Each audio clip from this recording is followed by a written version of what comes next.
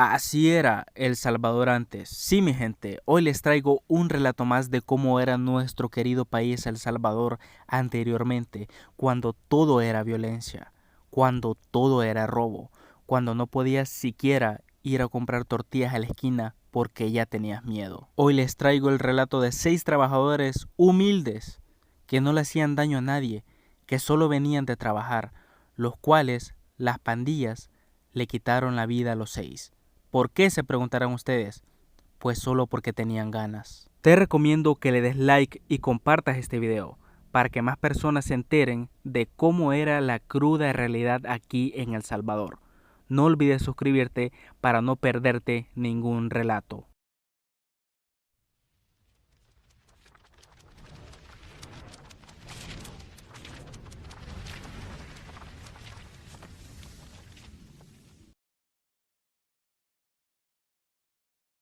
Me quitaron las motos, los teléfonos, porque nosotros no les hablaran. Yo les pido que digan a dónde están mis hijos. Me dicen que unos hombres llevaban las motos. A las 5:10 de la tarde del día viernes 24 de mayo de 2014, en las calles del Puerto del Triunfo Usulután, se observaba la clase trabajadora abordando el transporte colectivo para retornar a sus viviendas luego de la jornada laboral. Mientras en los hogares las madres y esposas preparaban la cena para sus seres queridos, quienes estaban próximos a llegar a casa. 6 trabajadores finalizaron sus labores. El medio de transporte que ellos utilizaban eran motocicletas. En cada una viajaban 2, vivían cerca y se ayudaban con el traslado. Llegada las 7 de la noche, las cenas ya estaban frías, pero eso no importaba. Los familiares de los 6 trabajadores estaban preocupados ya que ellos nunca habían demorado por tanto tiempo, y de hacerlo, ellos les informaban, pero esta vez nada de eso ocurrió. Óscar Arnulfo Herrera, de 21 años de edad, Eduardo Turcio, de 23, los hermanos Jaime Chévez, de 20, Benedicto y Luis Alfredo, de 22, junto a Eber Rafael Rodríguez, de 60 años. Él era pastor de la Iglesia Bautista Independiente, pero para esa época no desempeñaba el cargo debido a que tenía un mes de residir en esa zona. Todos ellos eran trabajadores de la cooperativa que brinda mantenimiento a barcos pesqueros. La mamá de Óscar Hernández recuerda que esa mañana su hijo se despidió de ella. Ya me voy, madre, nos vemos en la tarde. Le dio un fuerte abrazo y se fue a trabajar. Ana notó en su rostro una tristeza, pero ella pensó que era cansancio, ya era viernes y posiblemente esa semana fue de mucho trabajo para su hijo. Llegada la tarde, la mamá de Óscar sintió una fuerte presión en su pecho. Tenía un mal presentimiento y al ver que su hijo no regresaba a la hora de siempre, decidió ir a casa de sus compañeros de trabajo. Para su sorpresa le comentaron que ellos no habían regresado. Esta noticia los preocupó a todos. Deciden llamarles a sus teléfonos celulares, pero ninguno tomaba la llamada. Había una fuerte señal que algo no estaba bien.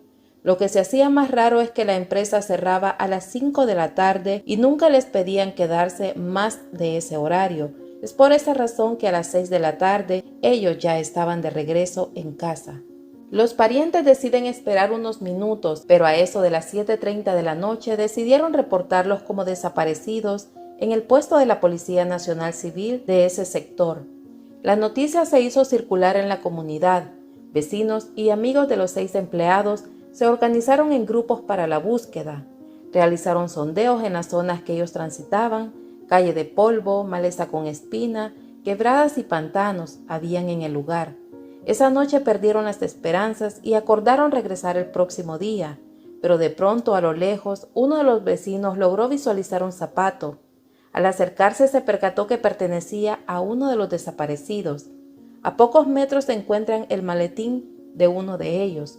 Sus corazones comenzaron a acelerarse, no querían imaginarse lo peor. Pareciera un sueño del que querían despertar pronto. La oscuridad de la noche les hacía más difícil la búsqueda. Regresaron a sus casas y a la mañana siguiente, 25 de mayo, el jefe de la Policía Nacional Civil en el departamento de Usulután, para ese entonces Fernando Represa, asignó a 2 oficiales, 3 cuadrillas de búsqueda con 5 efectivos policiales cada una, y se reforzó con un helicóptero de la Policía Nacional Civil y Fuerza Naval. Realizaron una amplia búsqueda por aire, mar y tierra en el lugar que recorrían los 6 empleados todos los días. A estos esfuerzos se unieron nuevamente familiares y amigos de las víctimas. Ese día, a primeras horas de la mañana, fueron encontrados sin vida los 6 desaparecidos en las riberas del río El Papayal del puerto El Triunfo. La escena era desgarradora. Sus familiares no podían creer lo que veían. Los habitantes del sector informaron que ellos eran conocidos de la zona debido a que esa calle les permitía llegar más rápido a la cooperativa donde trabajaban. Algunos testigos manifestaron haberlo visto el día anterior a eso de las 5:10 de la tarde. Las 3 motocicletas color rojo y en cada una viajaban 2 de ellos. Incluso en ese momento pasó una bicicleta, pero quien la conducía era un residente de la zona. Miembros de pandillas que dominan el sector habían ordenado días antes a los motociclistas que transitaban la zona a que no usaran casco para poderlos identificar. Según investigaciones, a eso de las 5:15, los 6 empleados circulaban por la hacienda La Carrera. Siguieron el caserío El Mapachín hasta que fueron interceptados por miembros de 18 que operan en el sector. Cada uno llevaba un arma blanca, como si habían consumido una sustancia fuerte para realizar el plan que llevaban en mente. Estaban como locos, airosos, no tenían reparo, iban contra todo. Parecía que un mal ente se había apoderado de ellos, según reveló una de las víctimas que presenció la escena. Obligaron a todos a arrodillarse, cerca a un hueco que aparentemente cavaron días antes, atándoles las manos. Sin piedad, aquellos sujetos dieron inicio. Se escuchaba cómo uno a uno les cegaban la vida. No tenían amor al prójimo. Diferentes partes del cuerpo se dejaban ver en el suelo alrededor de los sujetos. Gritos y angustia permitieron que personas que pasaban por el lugar se acercaran cuidadosamente para ver qué ocurría y observaron cómo varios sujetos tenían a los trabajadores privados de libertad.